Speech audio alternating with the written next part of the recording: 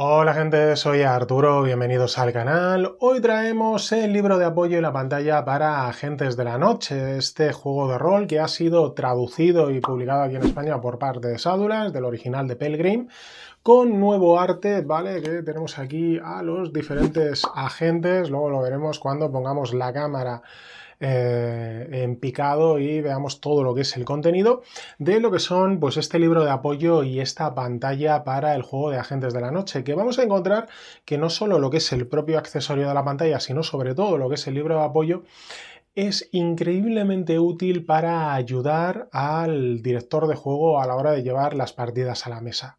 Vamos a verlo.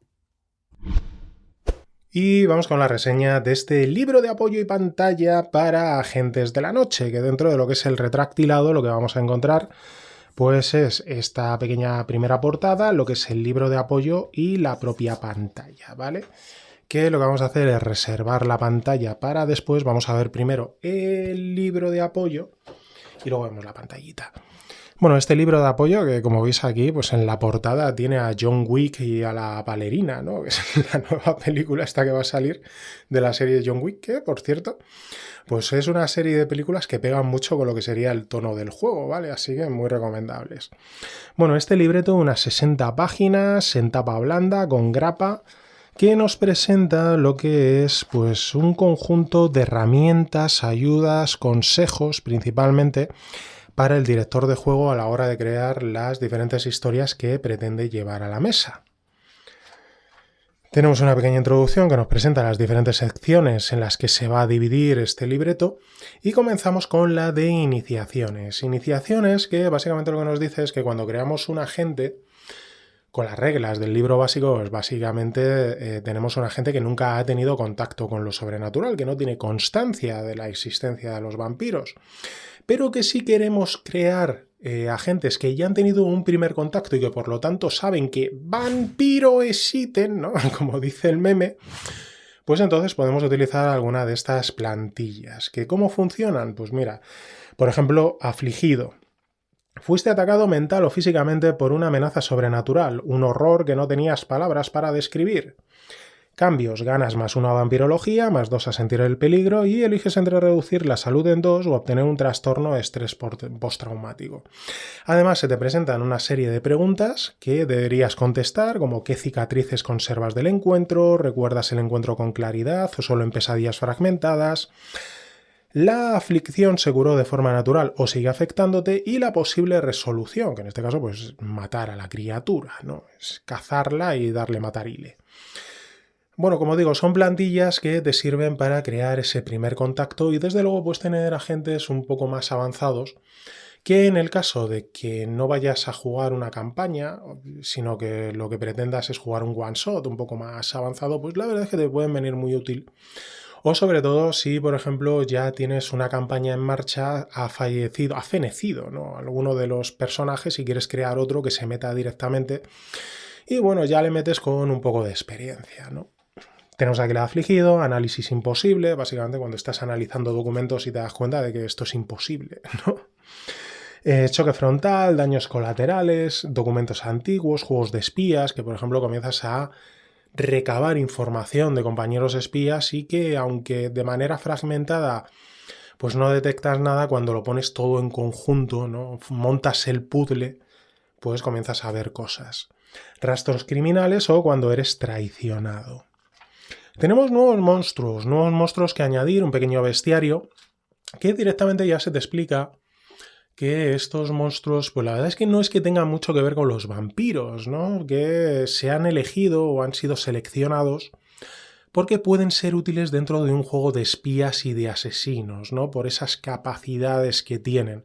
Y luego digamos que se ha forzado un poco la adaptación para que pues quepan en lo que es el juego, ¿no? Por ejemplo, tenemos la avispa rubí, que es un tipo de avispa de tamaño grandecito, ¿vale? Que pues puede haber sido criada durante siglos por parte de un vampiro con su propia sangre y ha adquirido pues dimensiones mucho más grandes y que tiene la capacidad pues de un veneno paralizante que una vez que te paraliza pues te puede a introducir huevos en el cerebro que al cabo de un tiempo eclosionan y tal, ¿no? Imagínate pues todo un enjambre de estos avispones grandotes, pues la que te pueden liar.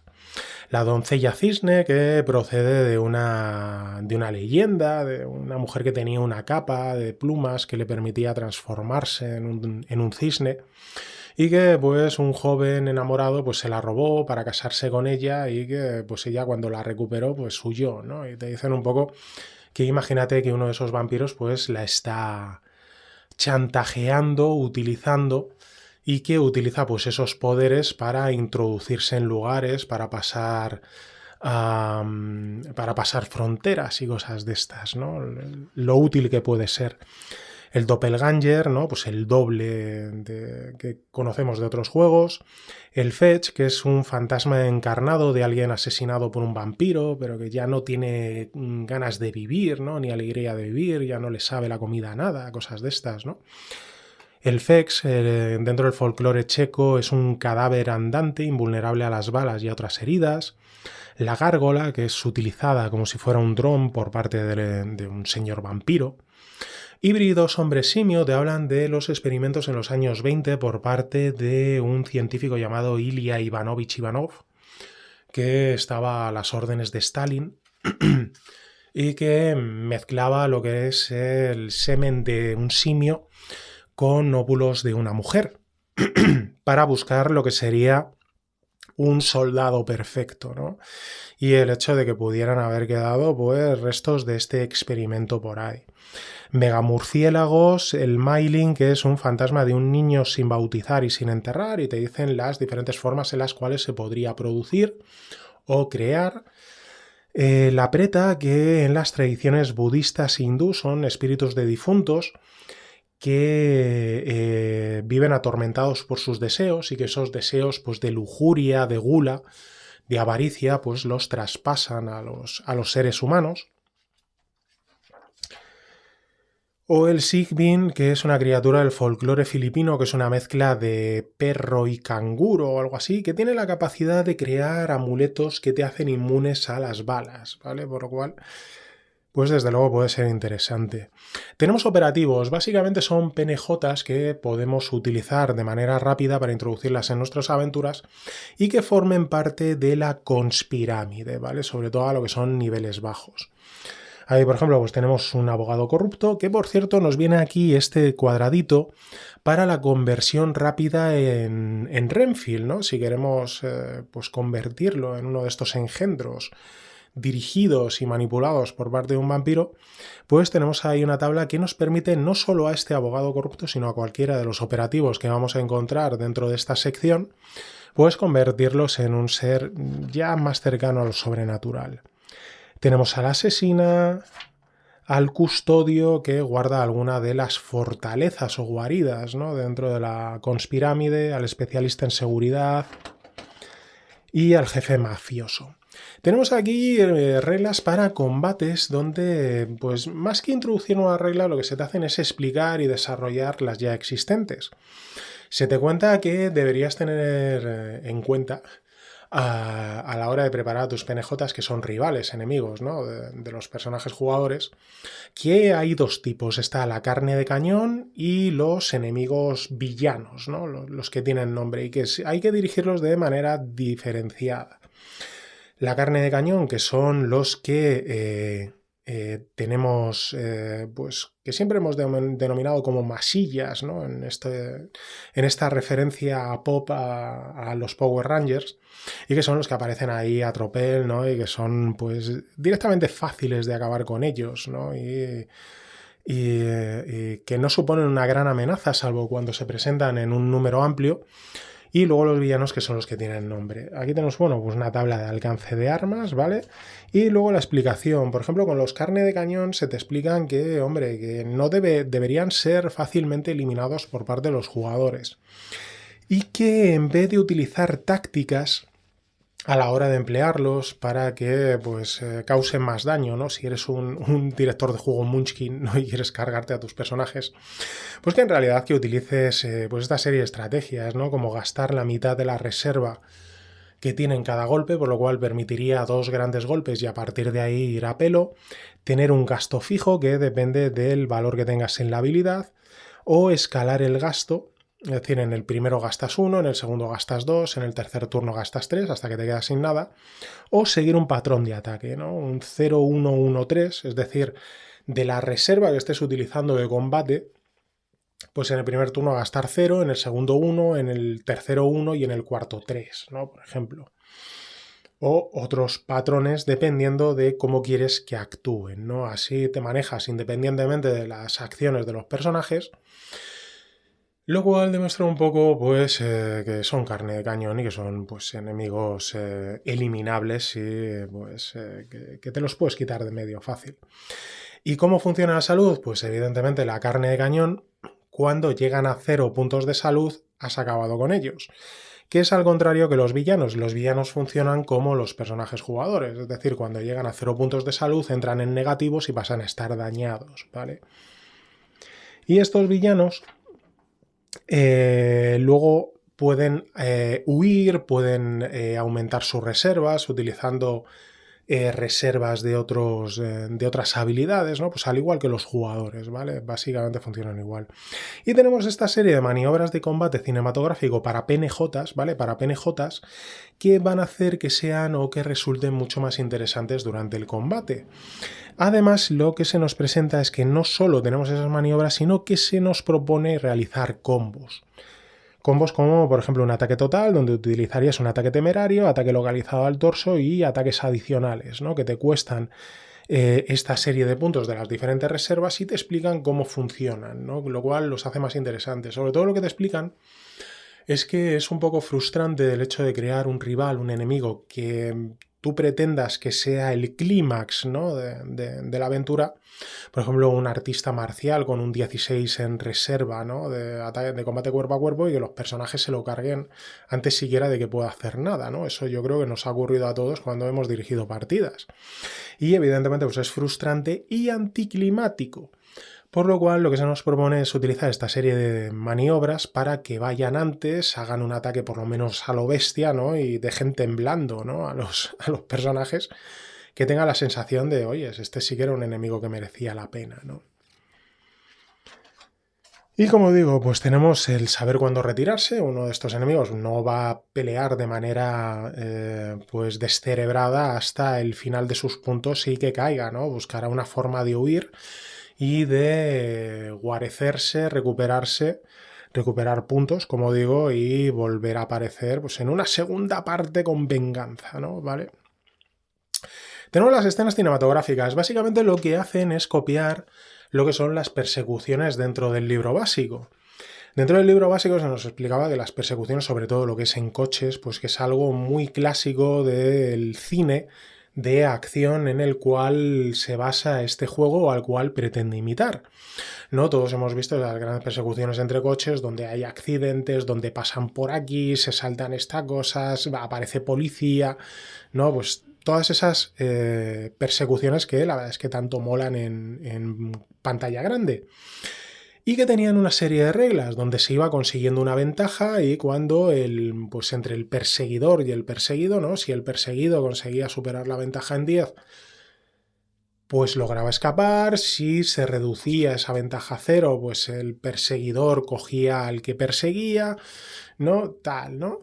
Bueno, pues esa serie de reglas, que además había que hacerlas de manera oculta, es decir, las tiradas se realizaban a la vez, revelando el gasto que ibas a hacer de tus reservas en el mismo momento para que ninguno tuviera ventaja sobre ese hecho, pues básicamente es lo que te presentan aquí con respecto a otra serie de escenas en las cuales se pueden utilizar esas mismas reglas, ¿no? Por ejemplo, un duelo cinematográfico donde los personajes se van peleando, pues imaginaos, ¿no? Encima de un tren, ¿no? Un tren en marcha, mientras se van alejando, mientras las señales pues pasan por allí y hay que saltarlas, o te tienes que tirar al suelo porque llegáis a un túnel y ese tipo de cosas, ¿no? Pues para ir representándolas. Con sus reglas especiales, el tipo de ventaja que puedes obtener, etc. Por ejemplo, también con el pirateo informático, ¿no? Lo hemos visto también en películas, lo de, estoy tratando de entrar, me están tratando de expulsar, voy a abrir una puerta trasera, he añadido un código oculto, tal, ¿no? Pues todo ese tipo de cosas para representarlas, como digo, e ir obteniendo pues esa ventaja para si consigues o no consigues lo que buscas.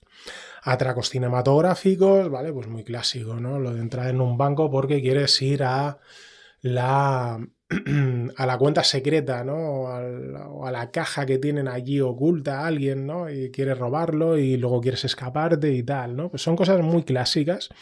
También en interrogatorios, el hecho de quebrar a un testigo para sacarle información y o bien engañarle, forzarle o como sea, ¿no? A través de estas series que al fin y al cabo esta serie de obtener ventaja no deja de ser una tirada extendida donde tienes que obtener más éxitos, ¿no? Tienes que obtener una serie más de éxitos que el rival al que te estás enfrentando. Negociaciones cinematográficas, infiltración cinematográfica o vigilancia cinematográfica, ¿no? Si por ejemplo estás siguiendo a alguien y de repente cambias, ¿no? Para que no levantar sospechas y que sea otro el que comience a buscarle, que si de repente le pierdes y tienes que conectar con las cámaras que haya por ahí de vigilancia para ver por dónde se te ha metido y tal, ¿no? Pues ese tipo de cosas también se pueden representar con esta serie de reglas. Tenemos las estructuras de las misiones. Nos cuentan que en el libro básico hay 9 tipos de misiones posibles dentro de lo que es este juego. Tenemos el asesinato, acabar con alguien. Tenemos la búsqueda para encontrar algo. Tenemos la caza, que es para encontrar a alguien y acabar con él, ¿no? Que es un poco que se mezclan los dos anteriores. Tenemos el descubrimiento para descubrir algo, la deserción para añadir un activo o lograr que alguien se pase a tu bando. Tenemos la destrucción, tenemos la infiltración, el rescate y el robo, ¿no? Esas son los 9 tipos de misiones que podemos encontrar y que muchas veces se encadenan uno con otros, ¿no? Es decir, podemos buscar algo que tras lo cual vamos a hacer un descubrimiento, con ese descubrimiento queremos infiltrarnos en un sitio para realizar una destrucción, ¿no? Es decir, se pueden ir encadenando de una manera orgánica. Y aquí lo que se nos presenta es una serie de herramientas para construir, ¿no? Para construir lo que son ese 9 tipos de misiones. Por ejemplo, para asesinatos se nos van explicando qué tipo de investigación, qué tipo de complicaciones se pueden dar durante los asesinatos, qué giros se pueden dar y los puntos de partida. Los puntos de partida no dejan de ser semillas de aventura o ganchos de aventura, ¿no?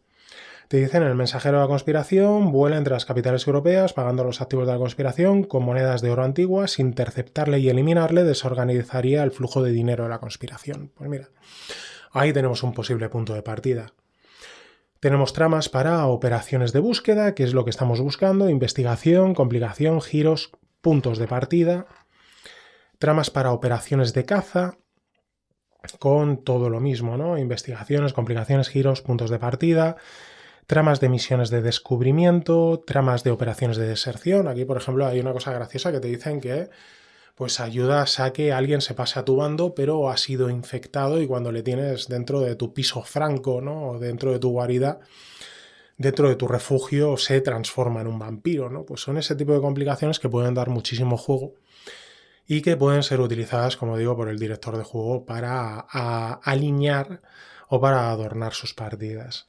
Operaciones de destrucción, cuando quieres destruir algo, tramas de operaciones de infiltración, que por ejemplo podrías infiltrarte dentro del castillo de Drácula si estás jugando a Drácula Dossier una vez que descubras dónde está.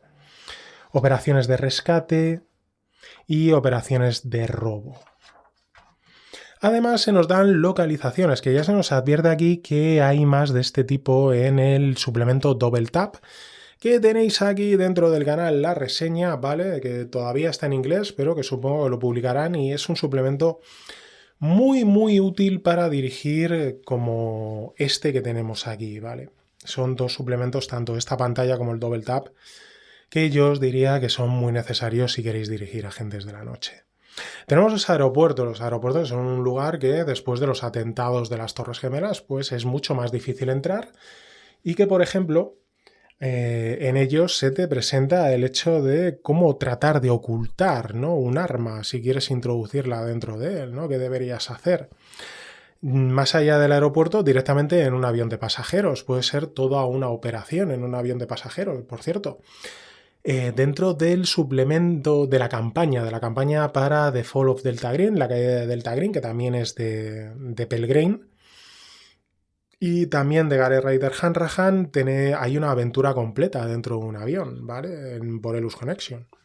Por lo cual, es una localización más que válida.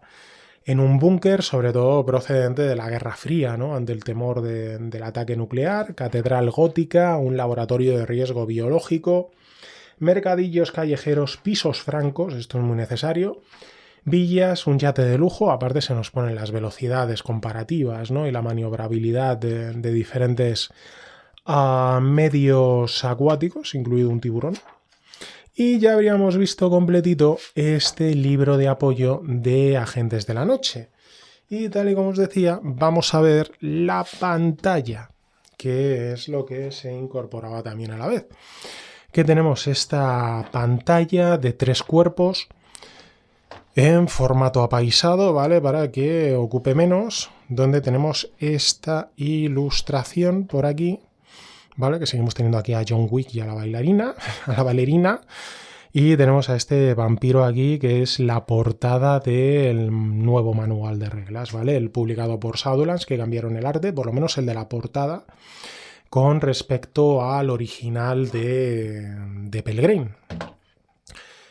Y tenemos por aquí el contenido, ¿vale? Que tenemos, por una parte, lo que son los ataques localizados, las reglas de oscuridad, el fuego de cobertura o el daño de las armas, que ya sabéis que no es que haya no haya un catálogo de armas con nombre, ¿no?, con marcas procedentes de alguna empresa, sino que directamente te dicen, pues te las agrupan, ¿no? Pues armas grandes producen tanto daño, armas pequeñas tanto y armas medianas tanto. Cómo se pueden recuperar las reservas de puntos y cómo funcionan otras pequeñas reglas como la cobertura, el estado mental, heridas, iluminación, persecuciones, puntuación en atletismo. Cómo afecta el atletismo al umbral de golpe. Ya sabéis que a partir de 8 tienes la guinda que sube el umbral de golpe a 4. Tenemos las pérdidas de estabilidad, que esto, por ejemplo, cambia, ¿no?, con respecto al rastro de Cthulhu, donde el rastro de Cthulhu lo tenemos dividido en estabilidad y cordura, mientras que aquí se queda simplemente en estabilidad. Tenemos las opciones de combates cinematográficos que aparecen en el manual de reglas y los daños por explosiones. Y luego tenemos aquí al final lo que son las maniobras de combate cinematográfico que hemos visto dentro del propio libreto de apoyo, ¿vale? Que son, pues, apropiarse de la acción, artes marciales, ataque temerario, ataques adicionales, crítico, desarmar, disparo localizado, enemigo como escudo, entrenamiento con armas especiales, estampar y lanzar, finta, fuego automático, fuego de cobertura, maniobra de apoyo, maniobras evasivas, monólogo tecnológico de película o velocidad vampírica. ¿Vale? Que sería la pantallita, que nos la pondríamos así, ¿vale? Aquí toda cuca, y detrás pues planearíamos nuestras maldades con respecto a los pobres jugadores que se van a enfrentar a las trampas que hayamos pensado, ¿no?, para ellos. Bueno, pues esto, todo así completito, sería este libro de apoyo y pantalla para Agentes de la Noche. Bueno, y ese es el contenido de este libro de apoyo y pantalla, ¿vale? Que lo hemos visto antes cuando hemos puesto la cámara, pero si queréis os lo muestro aquí ahora, lo que sería esta pantalla de 3 paneles en formato apaisado, ¿vale? Para que quede así bajita, donde tenemos pues más que ilustración, este fotomontaje, ¿no?, con un vampiro y un par de agentes. Y lo que sería luego el contenido interior, que tiene tablas realmente útiles que te van a ayudar a la hora de no tener que revisarlas directamente de lo que es el libro o del libreto de apoyo. Y lo que es asimismo el libreto de apoyo, este libro, unas 60 páginas en tapa blanda, con grapa, blanco y negro, ¿vale?, sin ningún tipo de floritura, pero que sin embargo es increíblemente útil, un suplemento que va a ayudar enormemente al director de juego a la hora de llevar las partidas a la mesa, porque le va a dotar de una serie de herramientas, consejos, ayudas, para poder crear y desarrollar sus partidas. Tenemos localizaciones, tenemos cómo crear tramas para los diferentes para las nueve diferentes tipos de operaciones que vamos a encontrar dentro del juego, ¿no? Pues que sean de asesinato, de caza, de destrucción, de robo, de infiltración, etc., ¿no?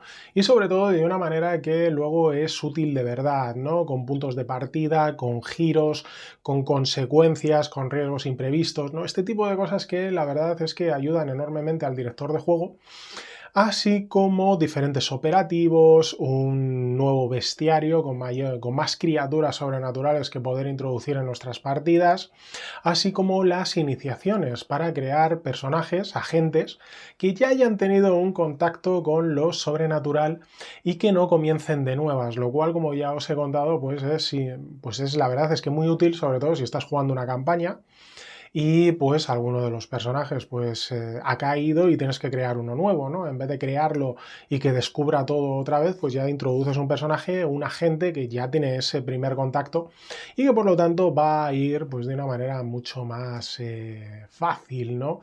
A lo que es la propia trama que se esté jugando. Un suplemento que, como digo, os lo he dicho, me parece muy útil y yo lo recomendaría enormemente a los directores de juego que se vayan a lanzar a jugar de manera continuada con Agentes de la Noche. Tanto este suplemento como el Double Tap, que ahora mismo está en inglés, pero creo que va a ser traducido próximamente por parte de Shadowlands, son dos suplementos muy necesarios para el director de juego porque le van a ayudar enormemente. Este tipo de suplementos que no es floritura, ¿vale? No es simplemente teníamos que escribir un suplemento, vamos a rellenar de aquí con palabrería, charlatanería, jerga, ¿no? Marearte un poco y no acabar diciéndote nada. Pues realmente son dos suplementos, tanto este libro de apoyo como el Double Tap, que te dotan de todo lo necesario para llevar tus partidas y para llevarlas a otro nivel, ¿vale? Para mejorarlas, para dar un salto de calidad y darle esa pátina de mayor profesionalidad y realismo a lo que van a ser tus partidas de Agente de la Noche.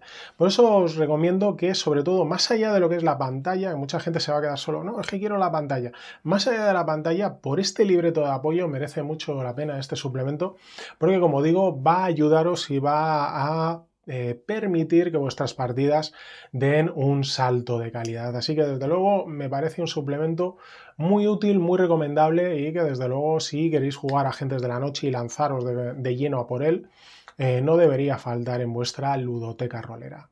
Bueno, esta es mi reseña de este libro de apoyo y pantalla de Agentes de la Noche. Espero haber satisfecho cualquier tipo de duda que tuvierais. Si aún os queda alguna cuestión, alguna cosa que os reconcome, ¿no? Tal, pues me lo dejáis abajo en comentarios y trataré de responderla de la mejor manera posible. Cuídense mucho, sigan jugando y nos vemos en el siguiente vídeo. Saluditos.